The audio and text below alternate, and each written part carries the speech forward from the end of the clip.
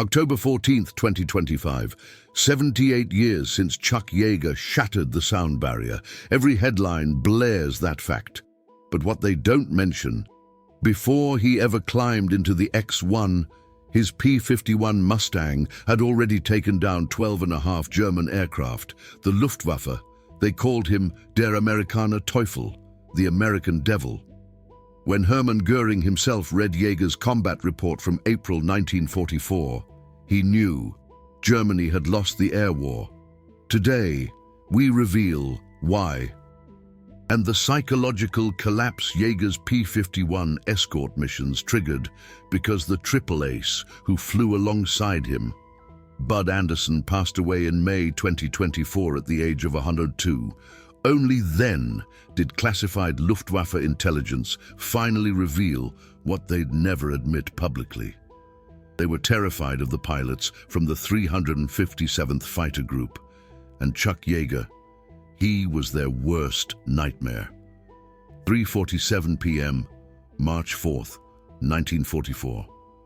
Over the French coast near Bordeaux.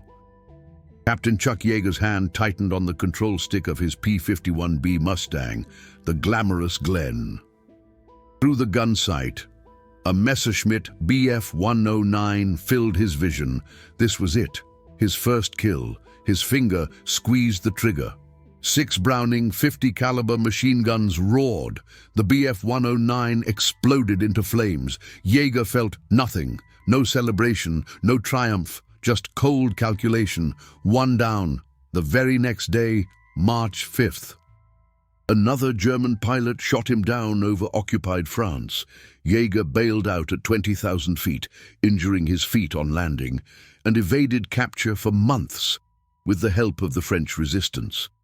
But what happened during those months really reveals the character that would terrorize the Luftwaffe. Yeager was hiding in a barn in the Pyrenees Mountains when a French resistance fighter told him, "The Germans are offering $10,000 for American pilots, dead or alive. Every farmer, every collaborator, every desperate person is looking for you." Yeager's response, "Then I better not get caught." For 3 months, he moved through occupied France with false papers, identifying him as a deaf mute. He couldn't speak French. If anyone heard his West Virginia accent, he was dead. He helped a wounded B-17 gunner with an infected leg cross the Pyrenees into Spain on foot. They walked 140 miles through mountain passes.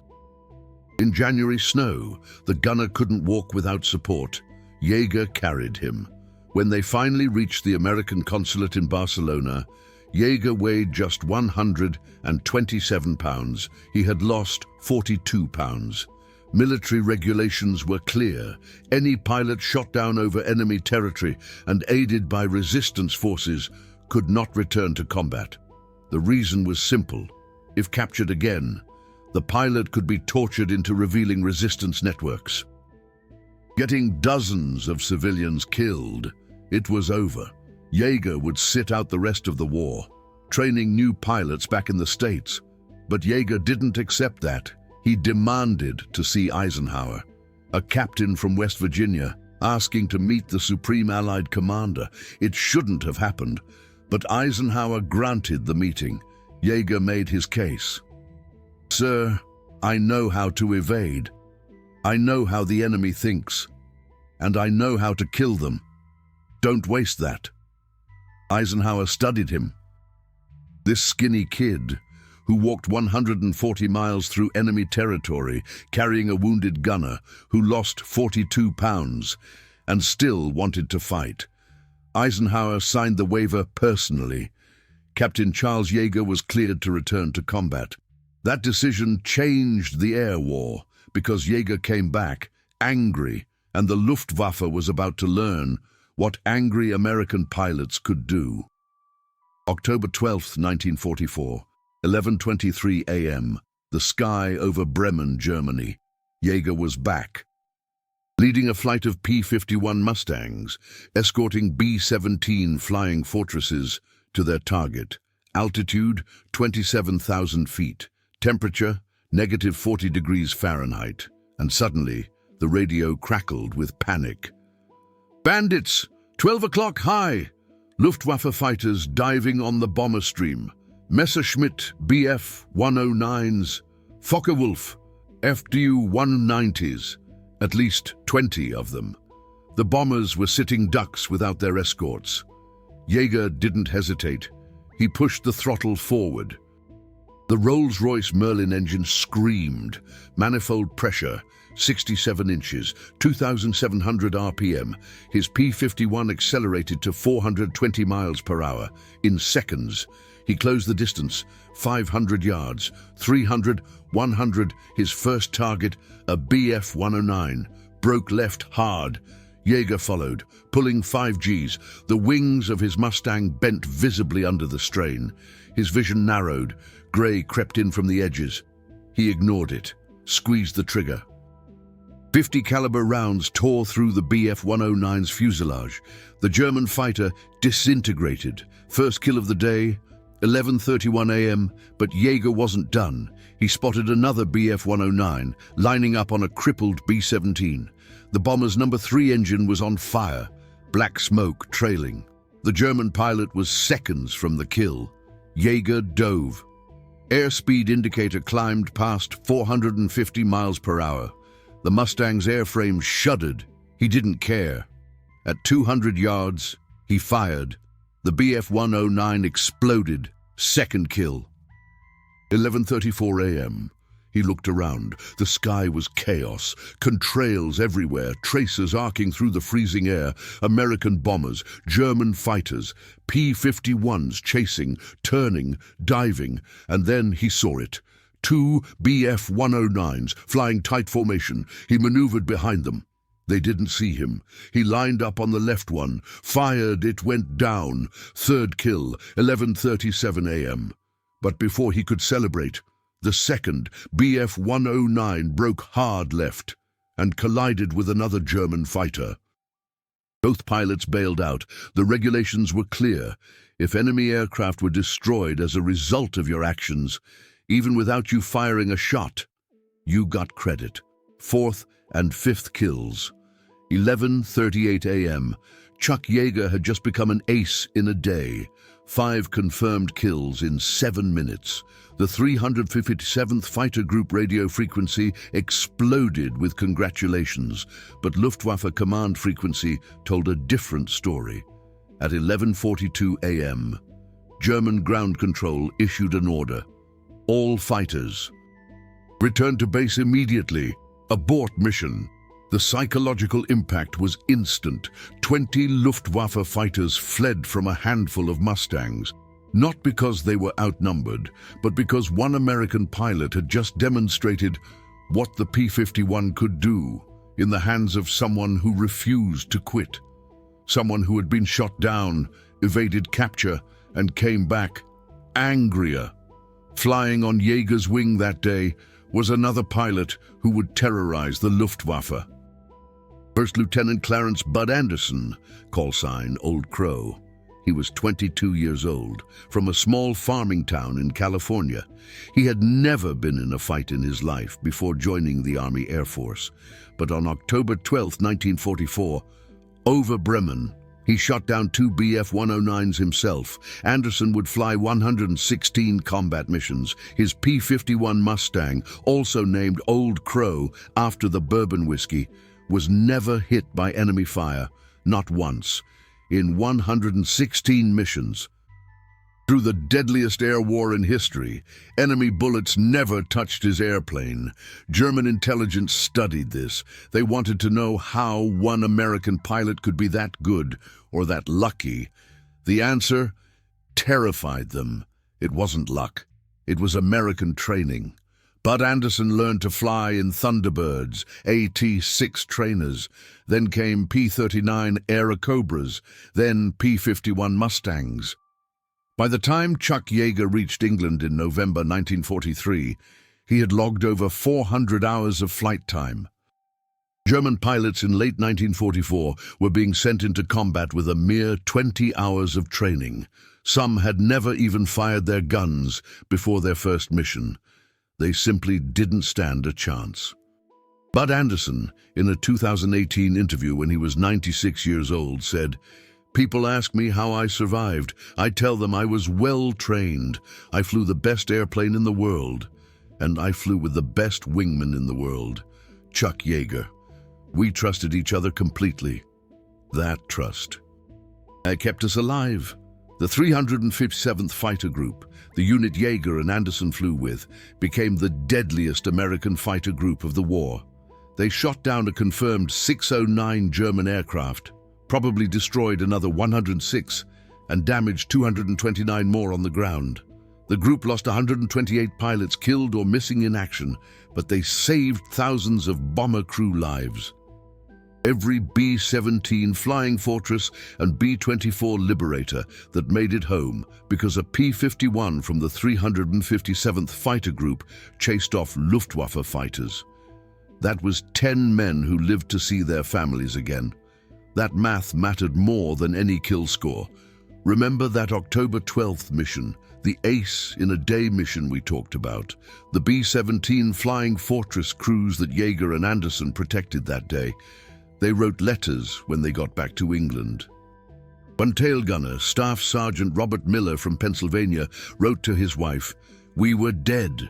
I saw 3 Bf-109s lining up on us. We had no escorts. I was saying goodbye in my head. Then 2 silver Mustangs with checkered noses came out of nowhere. I watched one of them. The pilot must have been crazy. He dove straight down through our formation at 450 miles an hour and shot a German fighter off our tail at 100 yards. I thought he was going to hit us. He pulled up so close I could see his face. He was smiling. That pilot saved 10 lives, mine. The other 9 guys in my crew, I will never forget him." That pilot was Chuck Yeager. But here's what enemy intelligence discovered that changed everything. Before we reveal what Luftwaffe analysts found in the wreckage of those 5 fighters, you need to understand the weapon Yeager was flying, because it wasn't just a plane. It was a revolution that German engineers couldn't replicate, even when they had the blueprints. The P-51 Mustang wasn't supposed to be a fighter at all. North American Aviation designed it in 1940 as a ground attack aircraft for the British Royal Air Force. It had one fatal flaw. The Allison V1710 engine gave it terrible high-altitude performance. Above 15,000 feet, it was a sitting duck. Luftwaffe pilots called the early P-51s easy kills. But then in 1942, someone had an idea. What if they replaced the American Allison engine with a British Rolls-Royce Merlin? The Merlin had a 2-stage supercharger. It could maintain power at altitudes where other engines choked.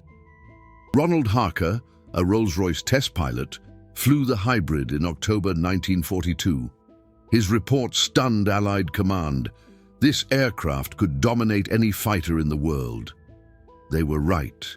With the Merlin engine, the P-51B and P-51D became something unprecedented. Maximum speed 437 miles per hour at 25,000 feet. Service ceiling 41,900 feet. Rate of climb 3,200 feet per minute. Range, with drop tanks, 1,750 miles. That range number broke German strategic planning.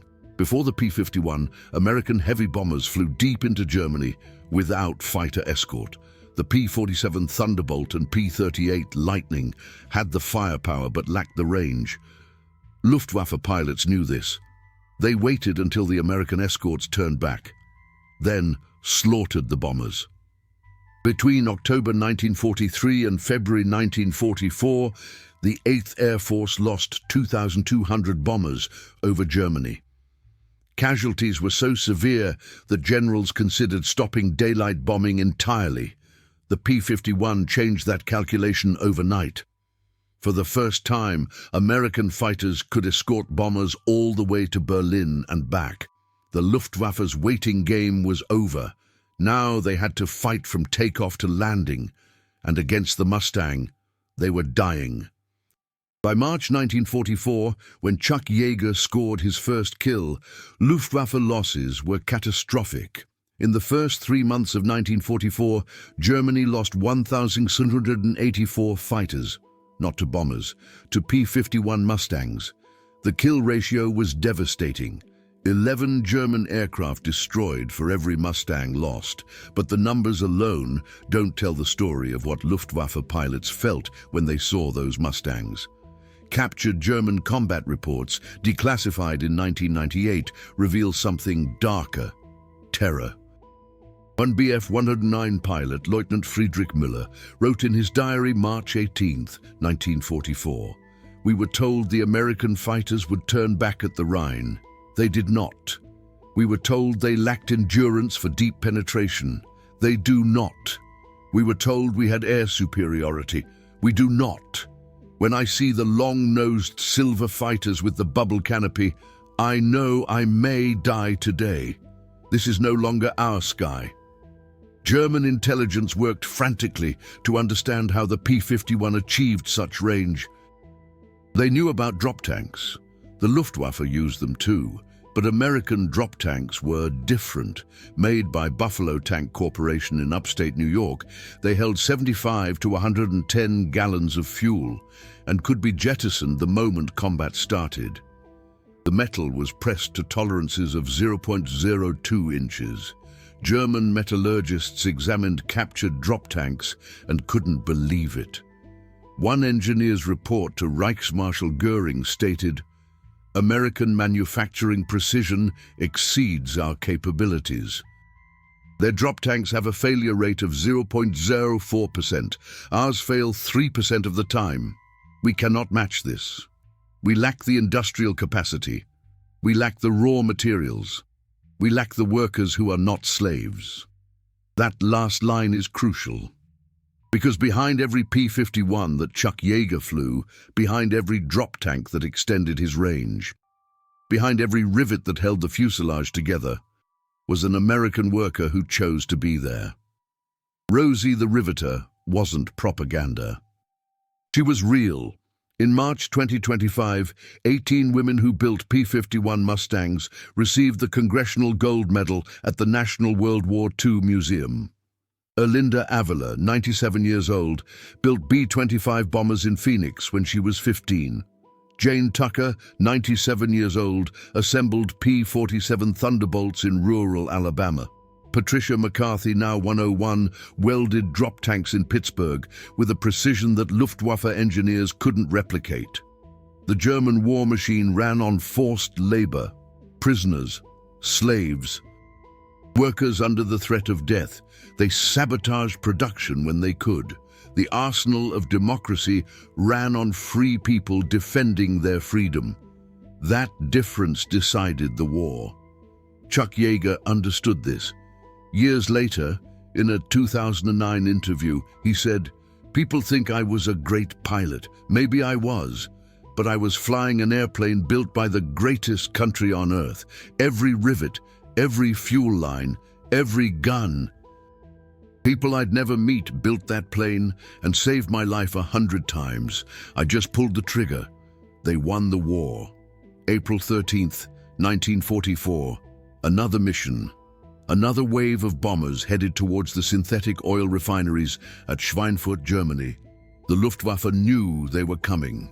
German radar stations tracked the bomber stream forming over England at dawn. By 9:47 a.m., Luftwaffe fighters were scrambling from a dozen bases across France and Germany. Over 300 Bf 109s and FW 190s climbed toward the bombers, outnumbering the American escorts 3-1. They had done this before. They knew how this ended. The Americans would run out of fuel. The escorts would turn back. The slaughter would begin, except this time the Mustangs didn't turn back. 10:52 a.m. Over the German border, the Luftwaffe made their move. They dove on the bomber formation from 30,000 feet. But Chuck Yeager and the 357th Fighter Group were waiting. He saw them coming 5 miles away. The Mustang's bubble canopy gave him 360-degree visibility.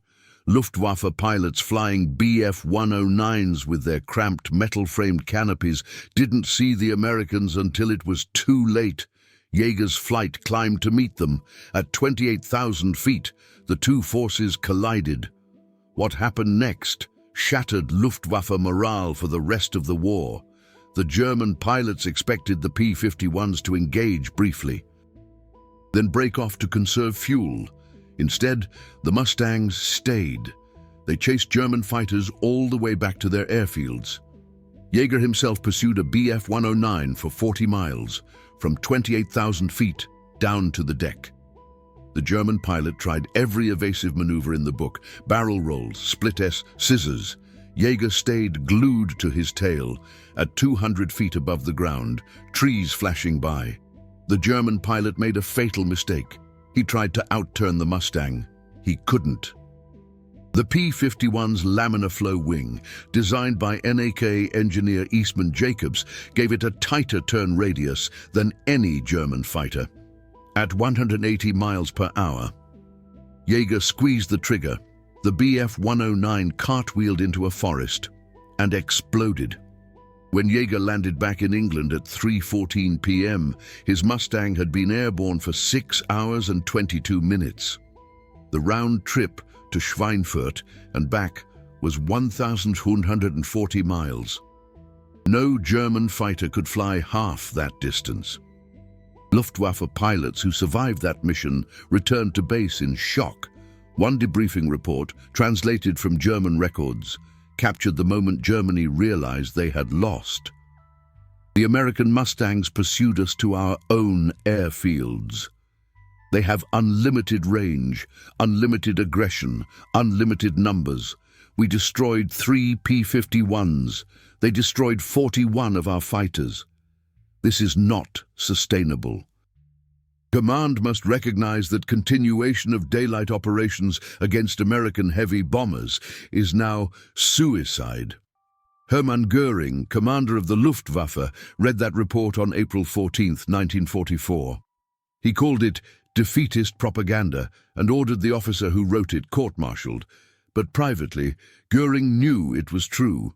In a conversation with his staff recorded by British intelligence after the war, Göring admitted, "When I saw Mustangs over Berlin, I knew the war was lost. Not because of the bombers, because of what those fighters represented. American industry could produce a weapon we could not match and deliver it in numbers we could not counter. No amount of courage or skill could overcome that mathematics." But there was one thing Göring didn't know, something that American intelligence kept classified until 2003. A secret that made the P-51 even more deadly than German analysts realized. And when Luftwaffe engineers finally discovered it after the war, they refused to believe it was possible. The secret was the P-51's wing, the laminar flow airfoil. Most aircraft wings of the 1940s generated lift through turbulent airflow. The air flowing over the wing churned and swirled, creating drag. The P-51's wing was different. The airfoil shape was designed so air flowed smoothly over the surface in thin, parallel layers. Laminar flow. This reduced drag by 30% compared to conventional wings. That's why the Mustang was faster and had longer range than any other fighter. But here's what the Luftwaffe didn't know. Maintaining laminar flow required manufacturing precision measured in thousandths of an inch. The wing surface had to be smooth within 0.005 inches over the entire span. Any rivets had to be flush. Any imperfections destroyed the laminar flow, and the advantage disappeared. North American Aviation built those wings in a factory in Inglewood, California. Workers, many of them women, hand-finished every wing surface with specialized tools. They measured surface smoothness with gauges sensitive to 0.001 inches. If a wing failed inspection, they scrapped it and started over. No compromises, no good enough. Perfection or nothing, German engineers tried to copy the P-51 wing design from captured aircraft. They had the blueprints. They had the measurements. They couldn't build it. Their manufacturing tolerances weren't tight enough. Their workers, many of them forced laborers who sabotaged production when possible, couldn't or wouldn't achieve American precision.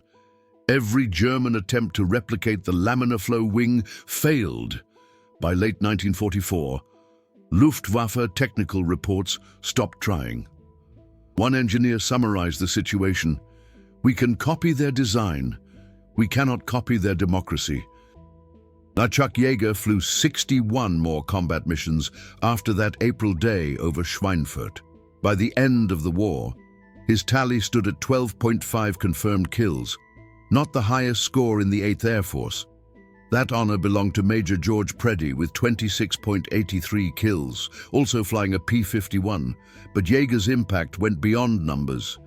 He represented something that terrified the Luftwaffe more than any superweapon. He was the pilot who got shot down and came back, the pilot who never quit.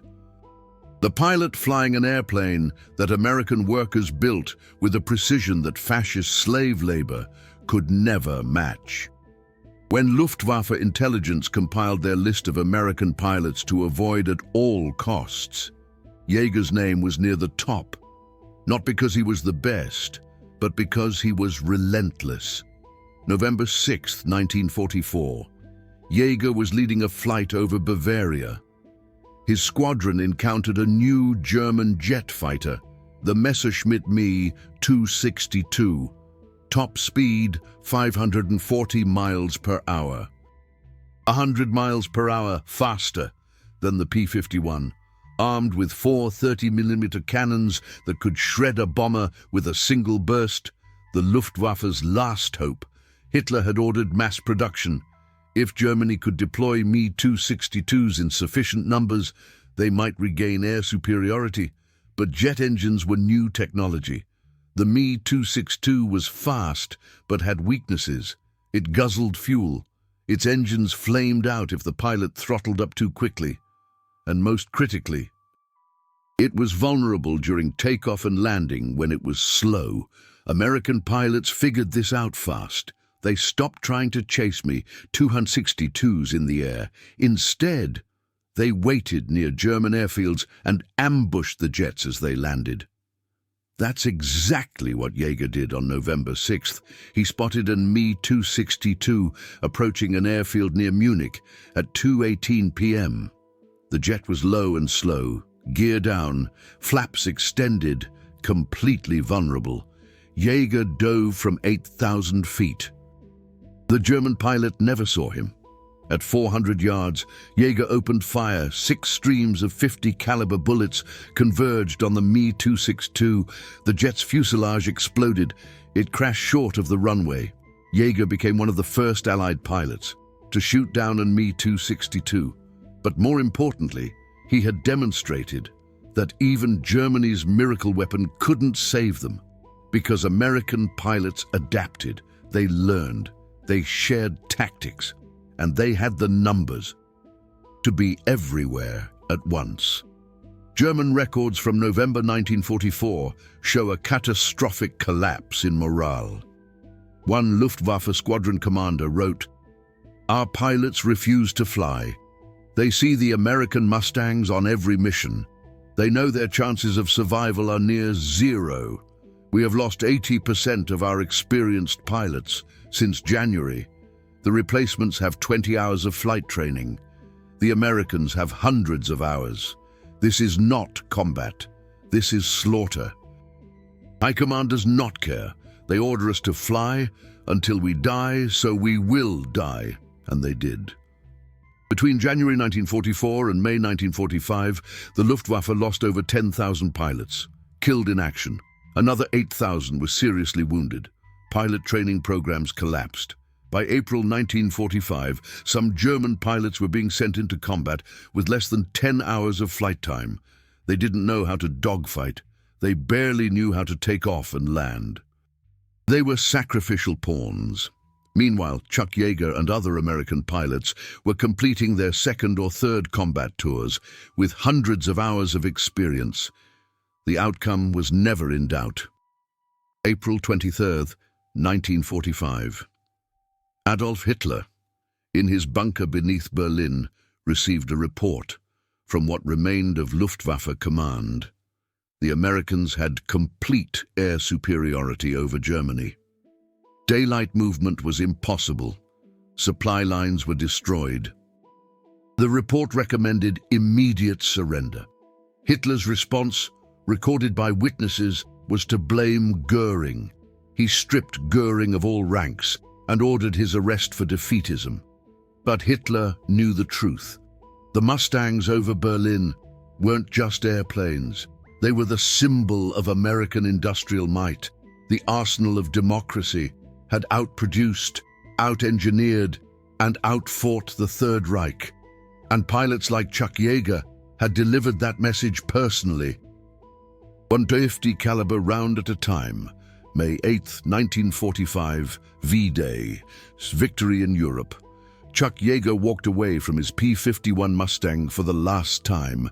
Glamorous Glenn III had carried him through 61 combat missions, shot down 12.5 German aircraft, survived flak, bullets, and dogfights. The plane was battered, patched, and scarred, but it was still flying, just like Yeager, just like the generation that built it, just like the country that refused to let tyranny win.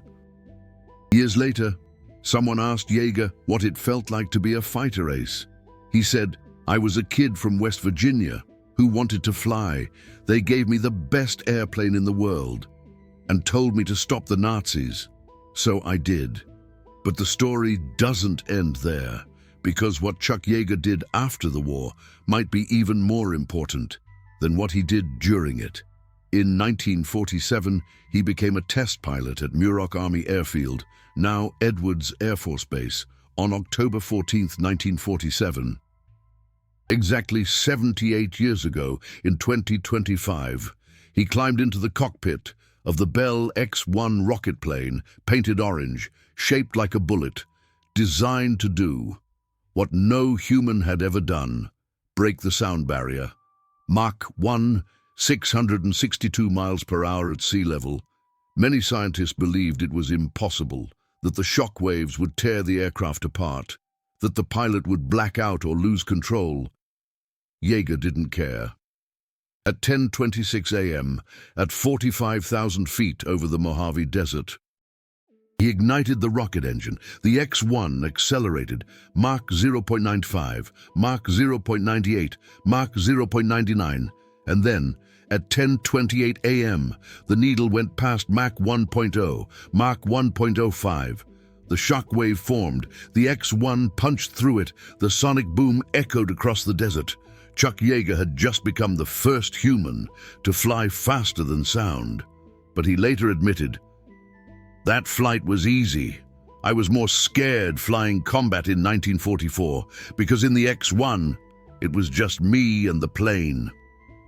In the Mustang, I had brothers who depended on me. That was the real pressure." October 14th, 2025, newspapers across America ran headlines celebrating the 78th anniversary of breaking the sound barrier. They mentioned Chuck Yeager's historic X-1 flight. They called him an American hero, a legend, the man with the right stuff. All of that is true. But what they didn't mention, what gets forgotten, is that before Chuck Yeager was a test pilot, he was a fighter pilot. Before he broke the sound barrier, he broke the Luftwaffe, and he did it flying an airplane built by free people, defending freedom. That's the story. That deserves to be remembered. Bud Anderson, Yeager's wingman, the triple ace with 1625 kills, died May 17, 2024, at 102 years old. He was the last surviving American triple ace from World War II. In his final interview, someone asked him what he was most proud of. He didn't say the kills. He didn't say the medals. He said, "I flew with the best. We had a job to do. We did it." That generation didn't brag. They didn't need to. The Mustangs over Berlin said everything. If you just discovered the classified truth about Chuck Yeager's combat record, these aren't dusty archive statistics. These are real stories of your grandfather's generation, the people who built and flew, the weapons that saved the world. This history was buried in classified Luftwaffe files for 70 years. Corporate documentaries won't tell these stories because they don't preserve the legacy of those who served. The 2025 anniversary honored Chuck Yeager's supersonic flight, but his 12.5 kills in a P-51 Mustang deserve equal recognition. Super thanks isn't just support. It's you saying, "I honor the greatest generation." It tells YouTube, history matters. It keeps these stories alive. For your grandchildren, Bud Anderson lived to 102. His fellow 357th Fighter Group pilots are gone. The women who built their Mustangs, like Patricia McCarthy at 101, are in their final years. We have maybe 5 years left to preserve their first-hand accounts. You're not just a viewer, you're a keeper of history. You're honoring those who served. Chuck Yeager died December 7th, 2020, at 97 years old, the same date as Pearl Harbor. He didn't plan it that way. But it felt right. The man who started his war career getting shot down over France and ended it shooting down German jets. The man who proved that courage, skill, and an American-built P-51 Mustang could defeat any enemy. The man who refused to quit. Your freedom flies on those wings, the wings that Rosie the Riveter built, the wings that Chuck Yeager flew into history.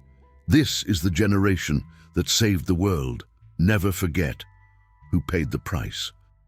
October 14th, 2025, marked the 78th anniversary of shattering the sound barrier. Every newspaper celebrated that achievement, and rightfully so. But Chuck Yeager's 12.5 kills in a P-51 Mustang, his ace-in-a-day record, the 3 agonizing months he spent evading the Gestapo, his personal waiver granted by Eisenhower himself, and his legendary wingmanship with Bud Anderson, who incredibly never took a single hit in 116 missions. All of that deserves just as much recognition, if not more. Comment Yeager if you believe his World War II combat record is more impressive than his supersonic flight. Or comment both if you think both achievements defined American greatness. Let's show YouTube that stories like this, that history truly matters, because in just 5 short years, there won't be anyone left who actually flew those perilous missions. Patricia McCarthy, the remarkable welder who built drop tanks with an astounding 0.04% failure rate, is now 101 years old. The 2025 Congressional Gold Medal ceremony honored her extraordinary contributions, but how many more ceremonies will there be? How many more years do we have to express our gratitude? Your comment, your engagement, keeps this crucial story alive. It tells the YouTube algorithm that the greatest generation still matters. Don't let their incredible sacrifice be forgotten. Let's ensure their legacy endures.